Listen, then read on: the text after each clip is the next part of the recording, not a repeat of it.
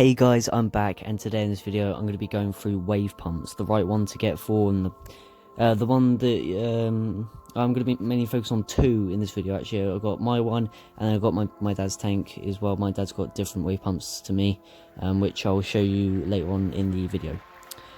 So yeah, I'm running the JCOD SW2, which is the smallest version of their range. Recently they've brought out an SOW, which is a slightly different design, and it's got a little bit more controllability, and it's just a different design, and it's upgraded a little bit.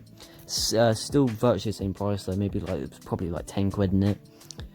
Yeah, money wise, this thing I paid 30 quid for this, including the controller, and I've only cleaned it out once in a year.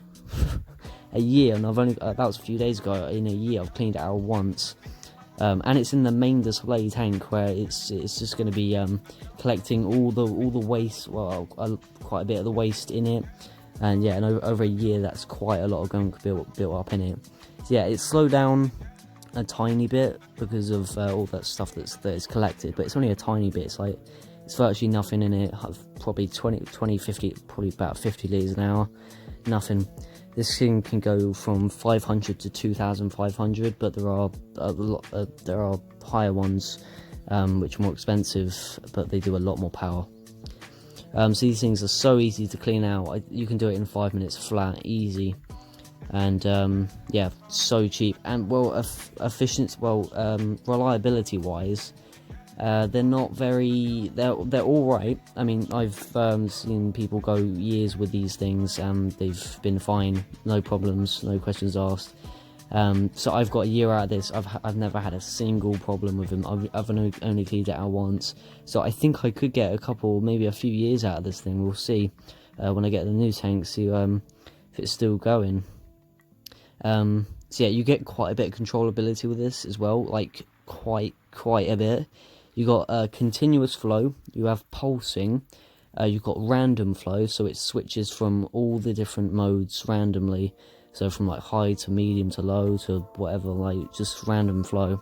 And then you've got one that goes from lowest to highest, and then highest to lowest. It just goes up and down, and you can adjust that to the speed of it.